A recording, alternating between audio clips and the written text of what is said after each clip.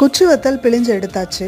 அடிக்கிற வெயிலுக்கு ஒரே நாள்லேயே நல்லா காஞ்சிருச்சு. இப்போ நம்ம லேசாக தண்ணி தெளித்து அதை எடுத்துடலாம். வத்தலுக்கு பின்பக்கமாக திருப்பி தண்ணி தெளித்து ஒரு 10 நிமிஷம் விட்டோம் அப்படின்னா சரசரன்னு எடுத்துடலாம்.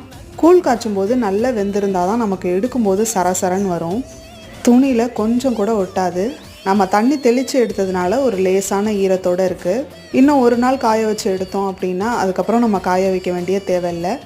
ஆல்ரெடி நம்ம போட்ட வத்தல் எல்லாம் போட்ட உடனே காலி ஆகிடுச்சு. அதுக்கப்புறம் என்னால் போட முடியல அப்படின்னு சொல்லி தான் நான் அம்மாவை போட வச்சேன்.